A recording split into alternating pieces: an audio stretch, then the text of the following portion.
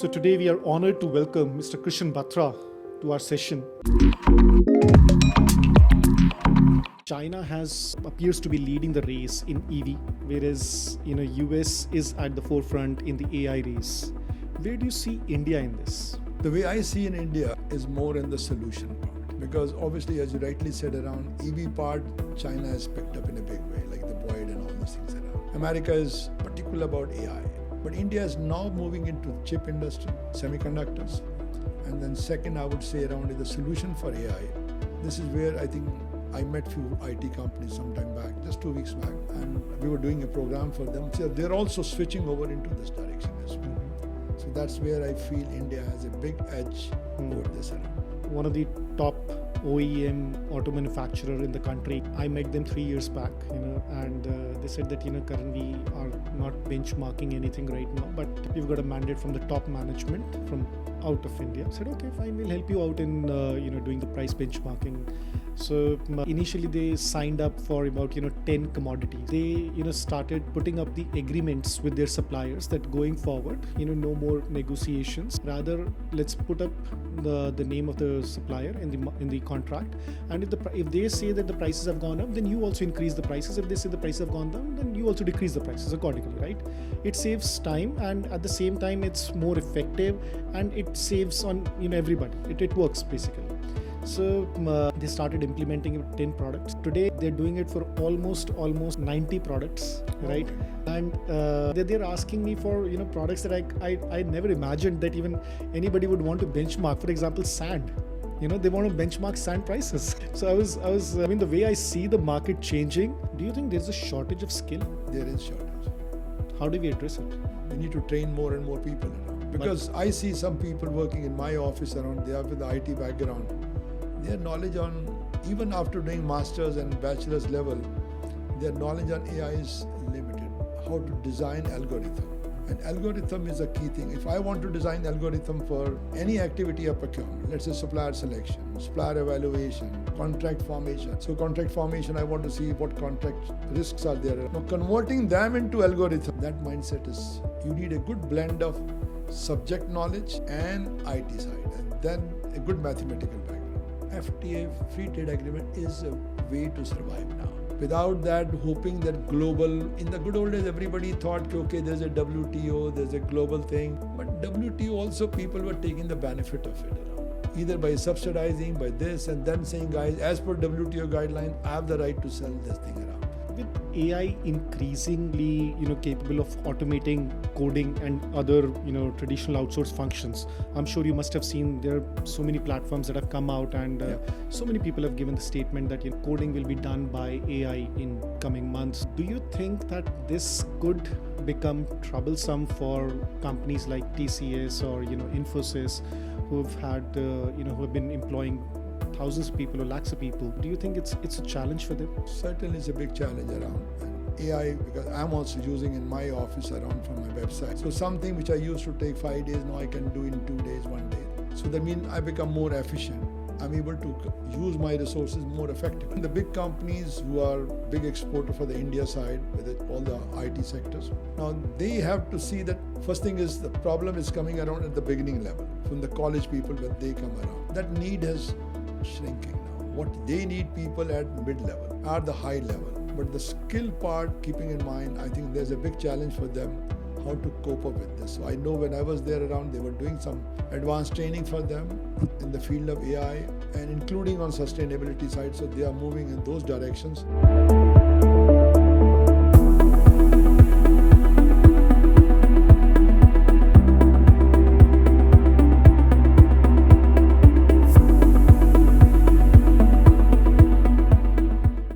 So Mr. Batra, you have had such an incredible journey across continents and industries.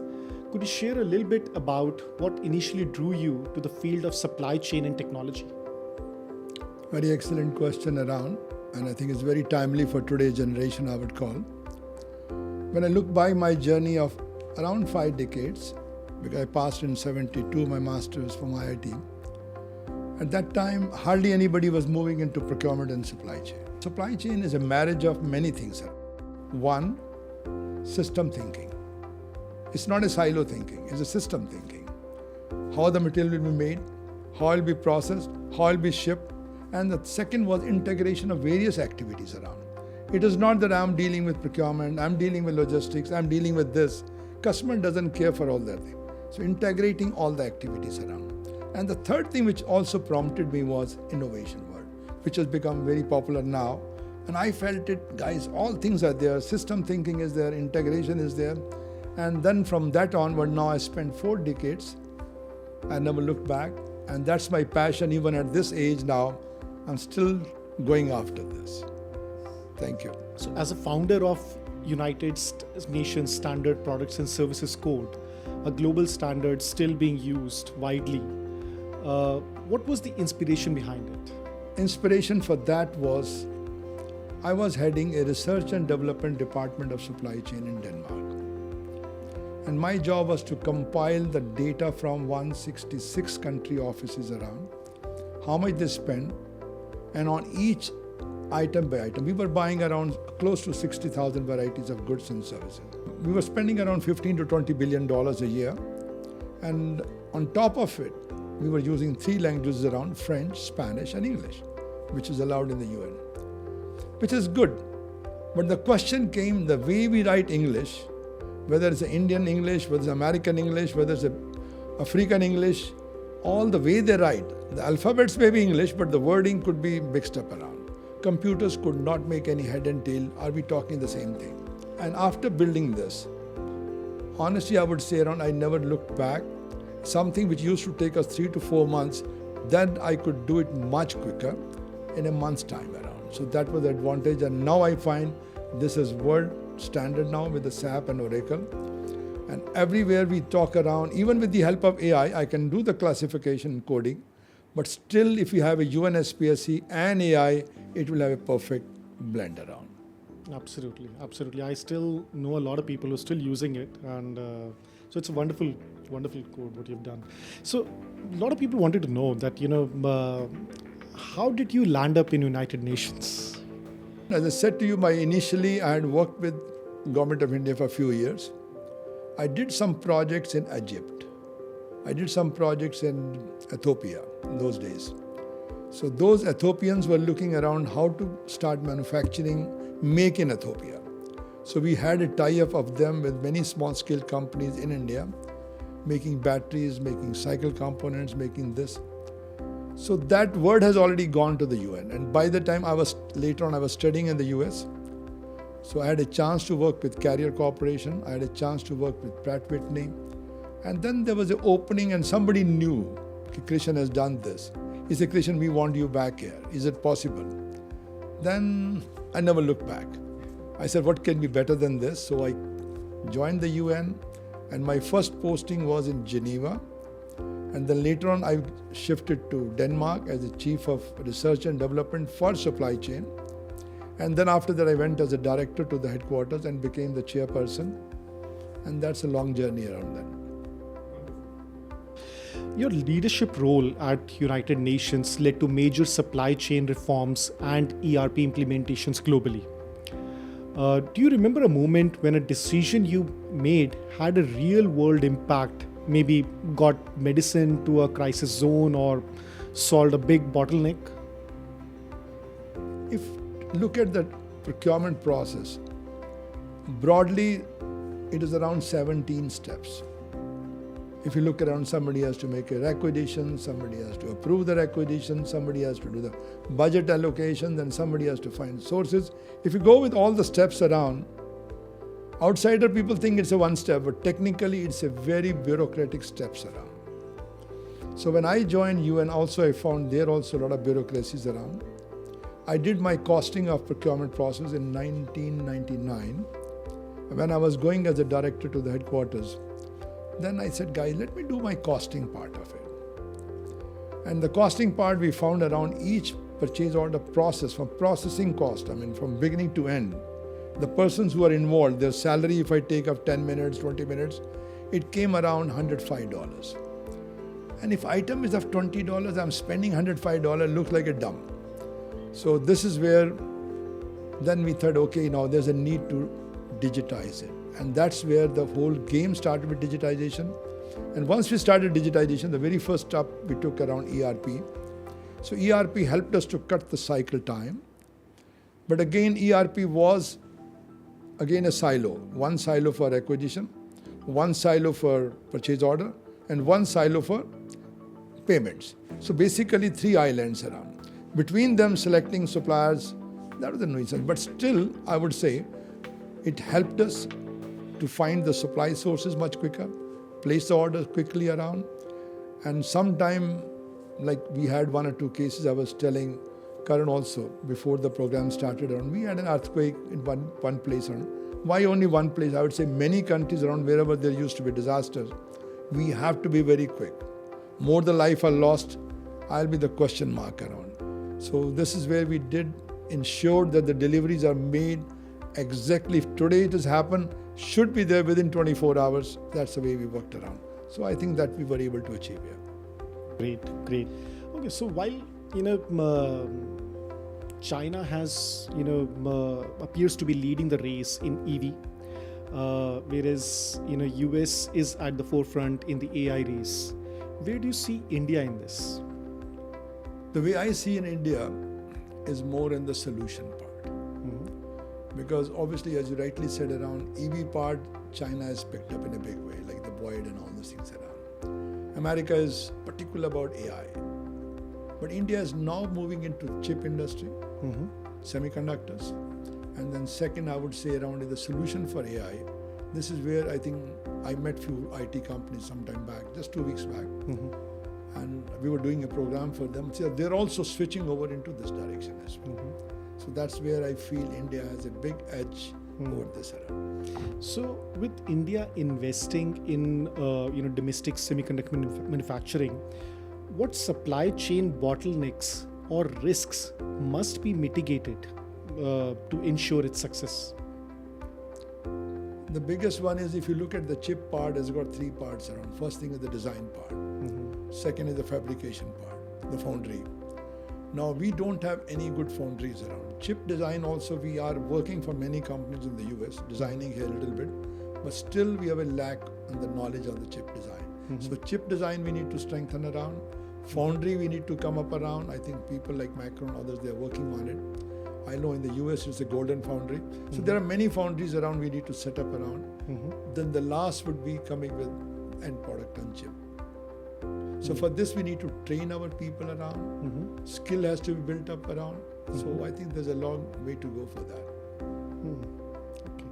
With AI increasingly capable of automating coding and other traditional outsourced functions, I'm sure you must have seen there are so many platforms that have come out, and so many people have given the statement that coding will be done by AI in coming months.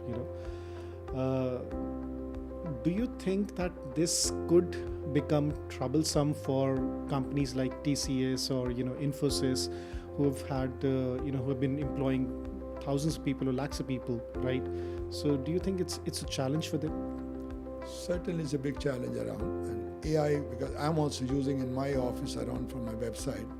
So something which I used to take 5 days, now I can do in 2 days, 1 day. So it is helping me. I'm not saying it's becoming much more quicker.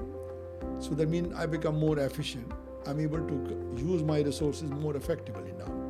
So same thing, the big companies who are big exporter for the India side, with all the IT sectors. Now they have to see that first thing is the problem is coming around at the beginning level. From the college people when they come around. That need is shrinking now. What they need people at mid-level, at the high level. So the need is there, but the skill part, keeping in mind, I think there's a big challenge for them how to cope up with this. So I know when I was there around, they were doing some advanced training for them in the field of AI and including on sustainability side. So they are moving in those directions, how to work on it. Do you think there's a shortage of skill? There is shortage. How do we address it? We need to train more and more people around. Because I see some people working in my office around, they have with the IT background.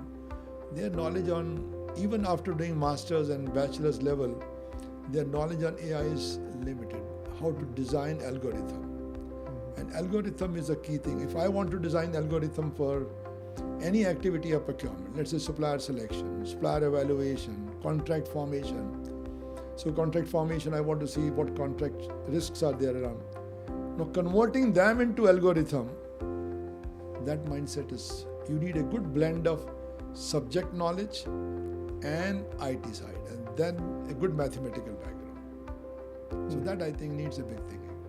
I can give you an example here in Gurgaon. There used to be a company which was working for another big news giant.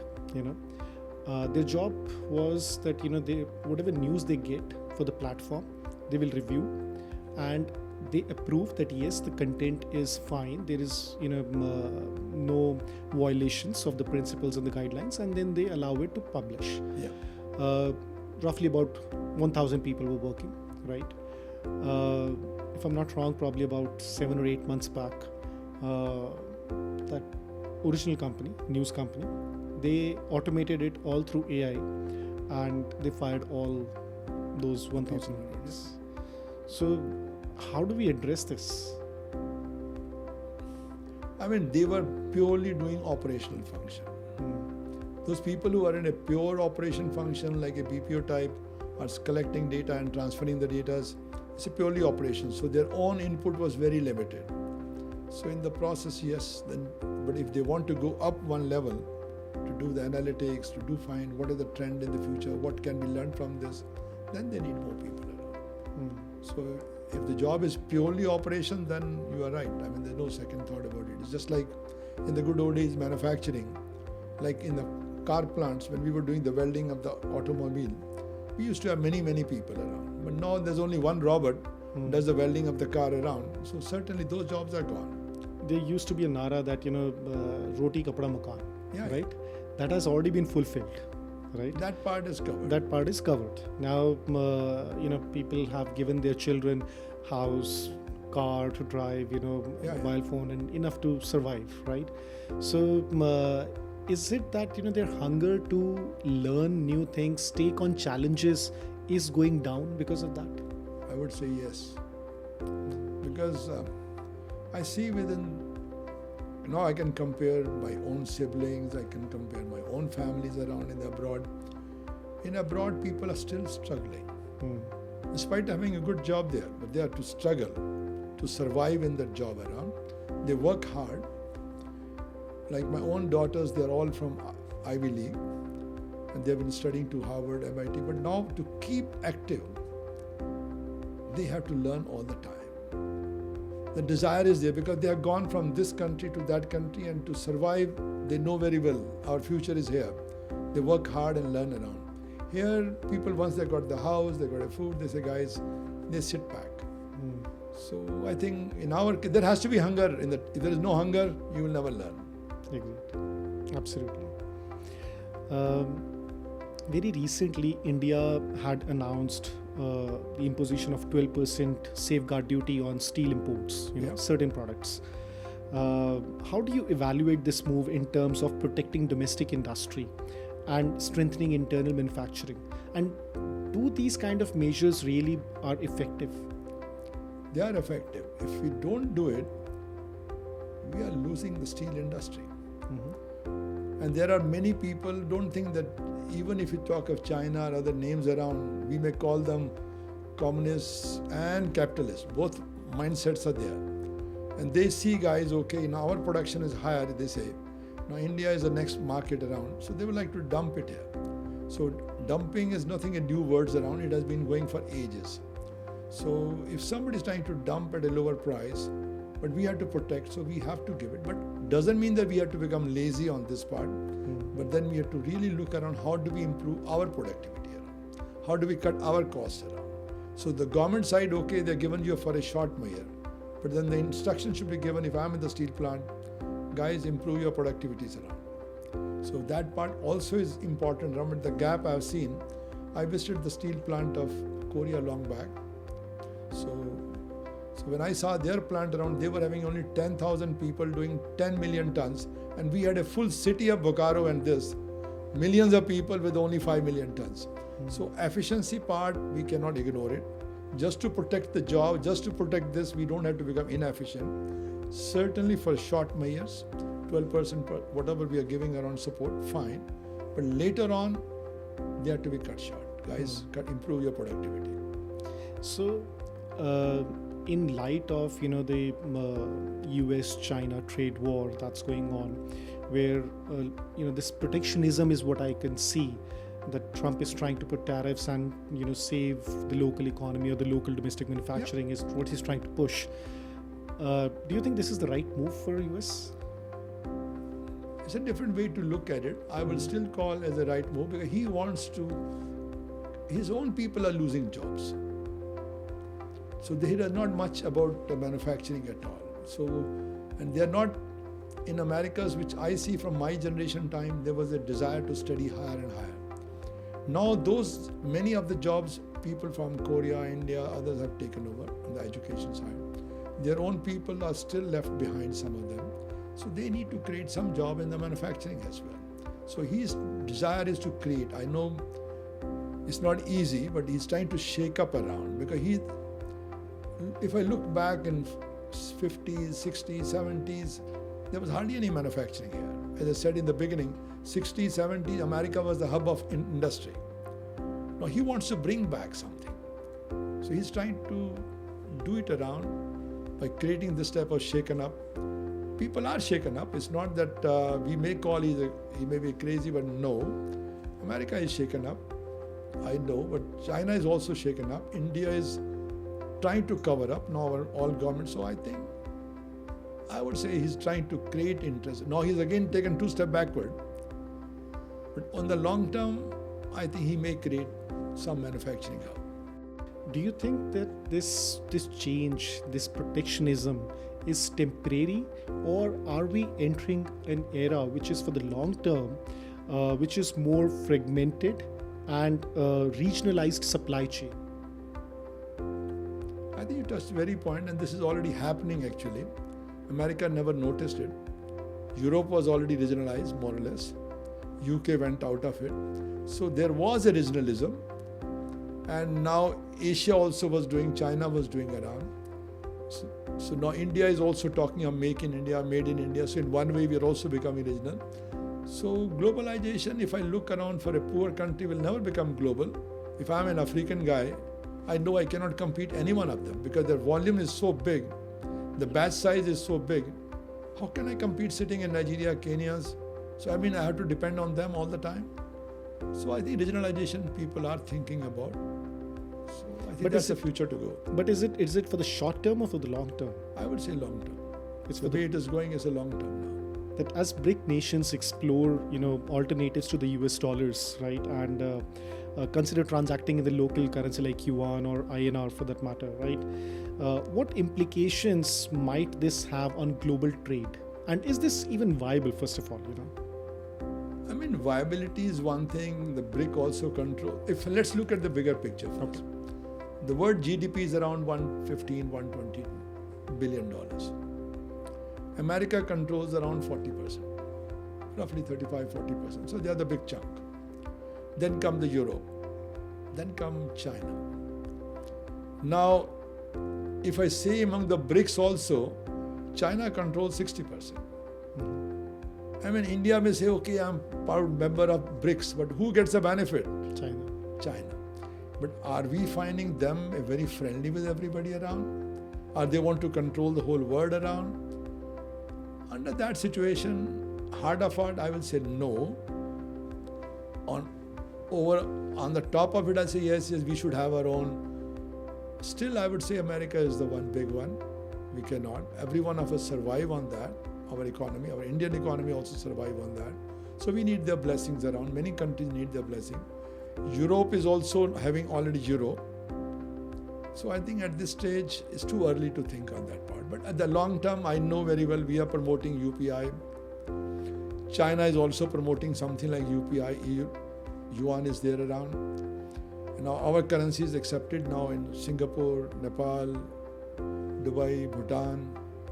But same way I think China is also doing, America is doing, Europe is doing its own already.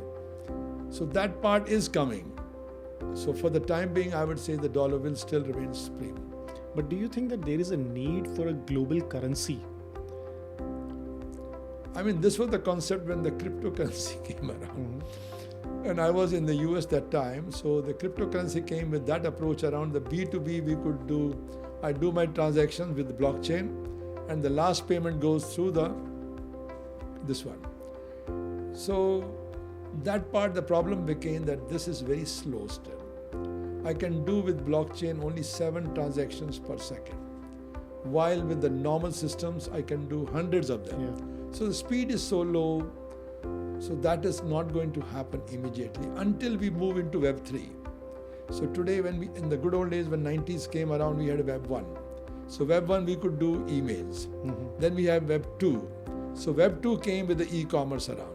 So once Web 3 comes around, then this will take a shape. Let's talk about the free trade agreements, right? I'm sure you must have heard that India has been trying to, a lot of countries are trying to do it with India now. Europe, UK, right? They're all trying to get an FTA. So the question is, what's your take on evolving free trade agreements? How should Indian industry be prepared to leverage the FTAs? Because traditionally, if you look at it, India has not had too many FTAs, or people are not aware of it too much. So what's if you can explain it to the audience. I think it's a good question what you raise around, because FTA, free trade agreement, is a way to survive now. Without that, hoping that global, in the good old days, everybody thought, okay, there's a WTO, there's a global thing. But WTO also, people were taking the benefit of it around.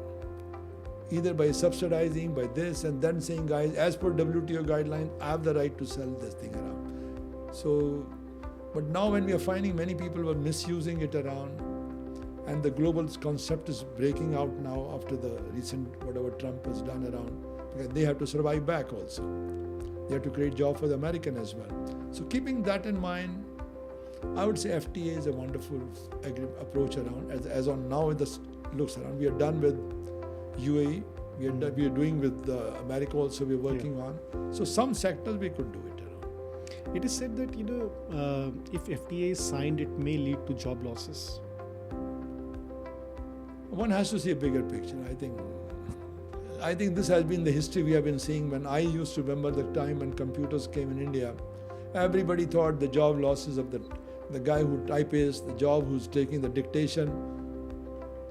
On the contrary, the new jobs have come around. So the job will not lose. Technology never kills the job. Technology makes us efficient around. On the contrary, if people learn the technology, they get a better job, better opportunity. I think that. Do you think that this short span of product life cycle is pushing companies to invest in R&D now? Certainly. Look at the auto now. Everybody is spending money. Yes. Okay, mobile phone, we are not the big names around, except one a Chinese product or American products around, so they do the R&D part. Right. But auto part, I think we are doing excellent, I would call around. So there is a lot of R&D going on. No, absolutely. I mean, from the automotive sector, definitely, a lot of new products coming into the market, a lot of product launches coming in, right? Earlier, they used to launch probably one car in a year, right? One model in a year. Oh, this is impossible type thing. This 1 year, how can we do it around? Yeah, but now with the 3D printing, I can do in 6 months the model around. Absolutely. So a lot of changes have happened. Changes are happening. But this was unthinkable when Maruti started around in 83, 80 something. I have been visited their plant. We made the dashboard for the Maruti, the first dashboard. So it was done by the tool room in Wajirpur. And then we also made some air filters, back seats. We did quite a lot for them. I could see around the desire was there. Now I can see the outcome. So many companies doing R&D work around it. So when we talk about the supply chain, pricing intelligence becomes a very, very important part, because it is directly linked to your profits, right? So whatever you're saving in negotiations with your supplier, right, it directly adds to your profits. What do you think? How many companies in India versus US versus Europe would be using price benchmarks? Obviously, price benchmark is a necessity. I'm not saying that, because ultimately everybody has to compete in the world around. If the market price has gone up and then my product price also goes up, that means I may lose some business. That's why auto company in US now, they're grumbling with the tariff part. They say, guys, we are paying higher tariff, so that means we can't export our products around. So you're basically killing our own industry. So that part certainly is important around to look at the price benchmark. But on the contrary, also I would say one has to go into the depth of cost analysis and value analysis. And the next thing which American I noted around, that they are not good in negotiation as well. So they also go with a different approach, because when a Japanese company went to America in 83, 84, like Honda went, Toyota went in Kentucky areas around, they were buying from the same suppliers from whom Ford and this have been buying around. But their approach was a little different. They were following SRM approach. So they were able to maintain the price, while Americans treated supplier like a doormat. So in the process, they never got the feel. So I think benchmark means you have to change the mindset of the people who are in procurement, how to build relationship with suppliers, do some value analysis around, do the cost analysis around. So still, I would say many people in procurement are not very good on costing part. Yeah, absolutely, I completely agree. I'll give you an example without naming the company. One of the top OEM auto manufacturer in the country. I met them 3 years back, and they said that, Karan, we are not benchmarking anything right now, but we've got a mandate from the top management from out of India. We've got a mandate, and it needs to be done. Said, okay, fine, we'll help you out in doing the price benchmarking. So initially they signed up for about 10 commodities. They started putting up the agreements with their suppliers that going forward, no more negotiations, right? Rather, let's put up the name of the supplier in the contract, and if they say that the prices have gone up, then you also increase the prices. If they say the prices have gone down, then you also decrease the prices accordingly, right? It saves time, and at the same time it's more effective, and it saves on everybody. It works basically. So they started implementing 10 products. Today they're doing it for almost 90 products, right? And they're asking me for products that I never imagined that even anybody would want to benchmark. For example, sand. They want to benchmark sand prices. Yeah. So so I was the way I see the market changing, it's marvelous. You very rightly said that the markets in US and Europe are quite mature in these terms. When talking about price benchmarking, or putting up the agreements in place in such a way that I do not lose on the money. Because I'll give you another example. For example, let's say you're automotive OEM, right, manufacturer. Now we have had an agreement. Now my raw material prices have increased. I'll immediately come to you. I'll say that the raw material prices of my product have increased, and I need to increase the price. Yeah. First thing is that you don't have any way to check whether the prices have increased or not, until unless you go into the market, take that kind of pain, right?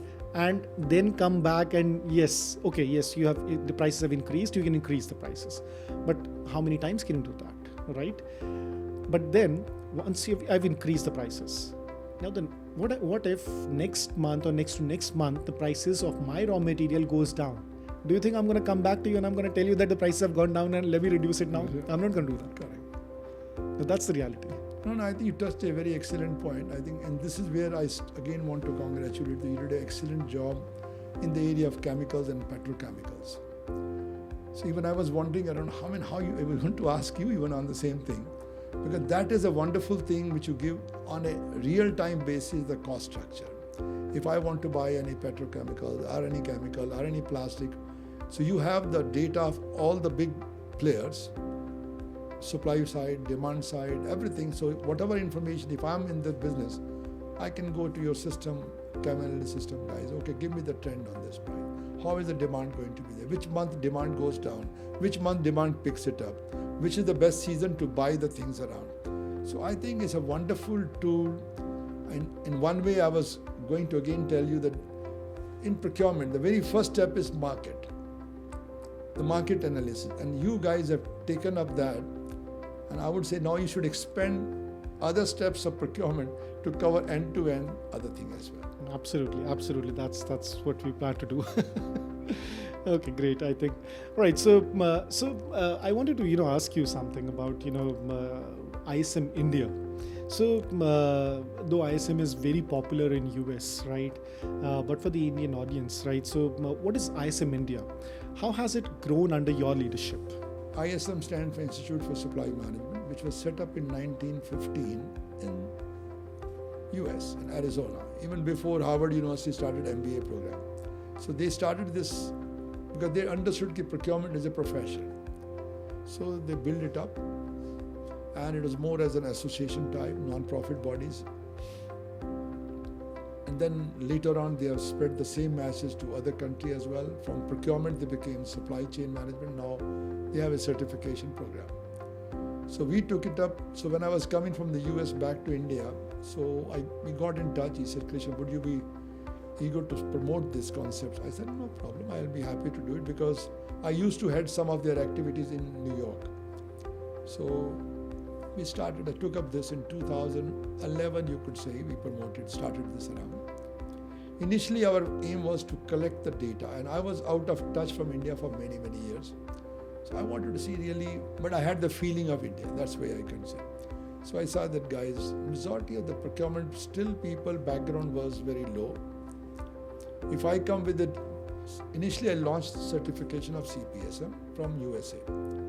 That certification worked well with the big names, company like BlackRock, company like Accenture, all American company, whichever you talk around. So those were the ones who wanted to train their people around. So that went well. But then we wanted to go to the next segments around. And we found people thought, what is there to learn in procurement? So once or twice I told them, he said, why should I do learn around? I'm working for the last 15 years. I know how to get the price, how to negotiate. And negotiation for them was very simple. You take one step, I take one step, we meet midway. So that was the mindset around for them. They thought there's nothing to learn around in this. So slowly we promoted the context of professionalization. We came with the concept of e-learning program. So then we did another thing which helped us was we came with the community of practice around, which in India is not there. In America, the culture is if I am from finance, all finance people from New York will meet once in 3 months, 6 months. All procurement people will meet in months and 3 months. For doctors and neurosurgeons, they will all meet together. But that culture was missing because procurement was neither a profession per se in India. It was just an operational function. It was a tactical support function. So from that angle, we did around first we took up with Infosys. They helped us to create a community of practice. All the practitioners from Bangalore, we collected together, around 200, 300. Then second time we did with the help of Wipro. Third time we did with the help of ABB. Then in Bombay we did with the help of HDFC Bank. So like this we did in various cities around. I think that way it spread the message around. Guys, procurement don't treat as just getting the best price, lowest price, and then you pat yourself, oh, I'm the expert guy. So there's a lot to learn around. A lot to learn about the market research, market analysis, and strategy of the market. Strategy for buying around. I got 8 suppliers. How do I deal with each one of them? Do I have competition there? If I have no competition, there's only one supplier, my approach is different. I've got a lot of competition, you have a different approach. But this item is a bottleneck item, but again less supply. This item is a leverage item, so we came with that approach around.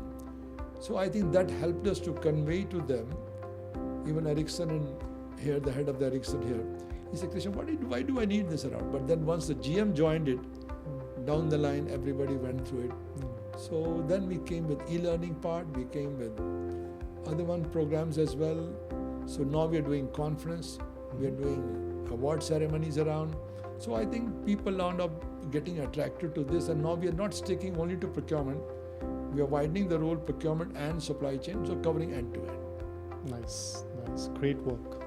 So there's a growing push for sustainable supply chain, but is it the real change or just the greenwashing? One could say in the past people were doing greenwashing, what you said rightly, the right word around. They say, oh, my products are green. It's just like some people are selling, and my products are organic. But if you go into the depth of it, they are organic or not, but they push the price up on the name of that. So sustainability, when we talk around, so sustainability now has a wider terminology. First is green word, environmental, saving the planet. Second is saving the people itself. So we don't want people to be slaved at the lowest wages around.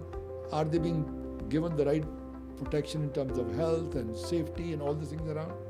And the third is economy part or the governance part around. So now this dimension has become much bigger.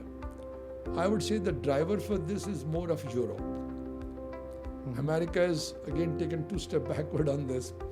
I remember the time, it was 1992, when we had Bill Clinton, the president, around. He also promoted the concept that time after the Rio conference that we have to become greener. So I remember the time he started the work. I worked with the European Union in their office in Brussels. I worked with many organizations how to promote green specs around.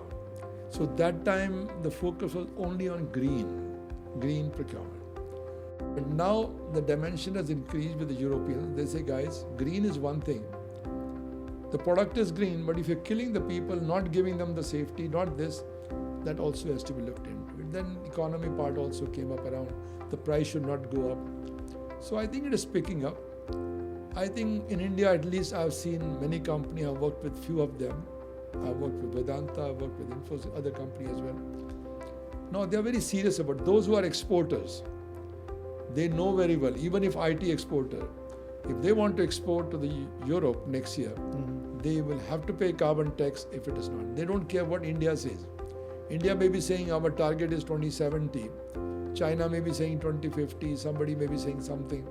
But at the end of the day, if I'm an exporter, even of the IT services, I have to prove that my carbon credits are net zero. So from that angle, companies are working hard. So one company, the one I was telling you around, they hired 18 people only for this job, how to cut it. Another one on the IT side, who thought around IT's carbon footprint? Now, since we are moving into AI, and AI needs megawatts of electricity. Yes. And that megawatt of electricity, from where it comes? I think Government of India has taken a very good initiative. Say, guys, you have to use green energy there. So the data center is a growth center for India. So I think they're working on it. So I'm sure it is moving slow, but it's going well. In fact, there's a huge debate on whether the EVs are actually green. Yeah. So the batteries that you're producing, right? Are you able to recycle them properly, right? What happens to the waste that it generates, right? So there's a lot of discussion around it that you're saying that it's green, but is it actually green? Think about the huge windmills, right? So you're putting up huge windmill. Just calculate the amount of energy that has been spent, right, on manufacturing that windmill, right? So is it really green? Okay, now since you have touched something very mechanical thing, let me answer this. Now, windmill of a very good size, which is there on the Arabian side, we are caught around, they can go up to 100 meters. So 100 meter means we're talking a 30, 40 story building. Yeah. Even the wing of that blade itself is around 15 meters, 20 meters. Now you can think of transportation, how we transport them. Yes. So all places you are right, we are involved carbon. But now the produced gigawatts, now India's earlier was 100% we were depending on fossil oil. Little bit on nuclear, very hardly any. Hydro also has gone down. So 96% was fossil oil. But now it has come, in the last 15 years, it has come to around 80%. So 20% has come through this one. Either the solar or the windmill. Solar is a major contributor around. Since I've worked with all of them, all the companies I've worked around. So I feel it's a wonderful tool. I feel comfortable when I have at my own house, let's say solar system, and that solar system is charging my car, that solar system is running my house. What could be better than that? So I think it's a great move, but what you point is touching about the EV side. I agree with you, the EV battery life is only 8 years, 9 years, or 10 years. Now after 10 years, where do I throw the lithium around? But people, necessity is the mother of invention. So now people are already working in the labs in US, many of them, in how to convert the lithium back into recycled concept. Recycling word has started around there. So maybe by the time this gets promoted, so if I look and say, I'm a Delhiite, let's say, at least if all cars are this one, pollution is cut down there. Yes. So I can cut down the pollution in many places around, but then the only thing left up will be how to take care of lithium. I'm sure there are many smart people in India also who will find it out how to recycle it. So then another one has come around in the labs. Now people are coming with sodium also. Sodium can also replace lithium. So at the lab level they have done successful. Now production level one has to work it around. If sodium comes, sodium is easy to manage. All right. So my last question to you. In your view, what new skills or mindset will the procurement leaders require, to handle the challenges that they're going to face in the next decade? The mindset of the procurement people, first thing, they have to start becoming innovators. They should not be only thinking that my job is only to procure. Their job is to find, can I find a better solution for this? Can I innovate my process around? How much time I spend on this? Can I cut short this around? And wherever they're buying around, they have to have a good skill of costing and this thing around.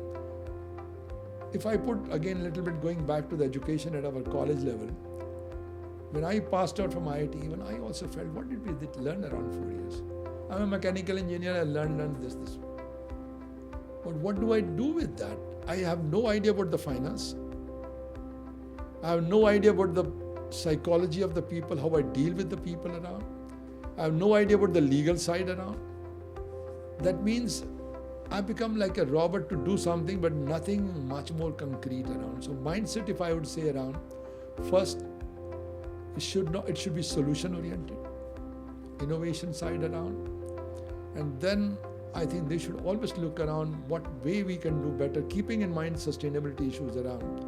Sustainability knowledge is also very poor. How can I protect my planet? How can I protect my people around in terms of health? So procurement people have to think much wider around. So their own limited knowledge has to get widened into technical side, digital transformation, AI. I think they are necessity. If I had to hire a procurement guy, I will say, guy, are you knowledgeable on digital transformation? If not, then I say you are not ready for it. Because my whole procurement in the future or supply chain, I need end-to-end connection. So I need the person knowledgeable on these tools around. And good knowledge of finance and good knowledge of psychology as well, how to read people. That's what's important. Well, Mr. Batra, it's been truly, truly enlightening to hear about your journey.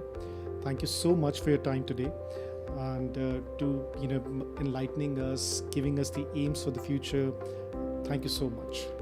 Thank you again, Karan, for giving me this chance. I think it's a wonderful program you organize around. Thanks again and wish you all the best. And in your own journey also, I wish you all the best. I think it's a great thing what you're doing around. And maybe I would like to sit with you separately on this to learn from you how you came into this, and that also not now. You came much earlier when people are talking in the last 2 years. Right. Chat GPT only started now, but you guys started AI concepts around much earlier. Yes. So I really salute you also for that. That you did an excellent job for that. Thank you. Thank you. Thank you so much.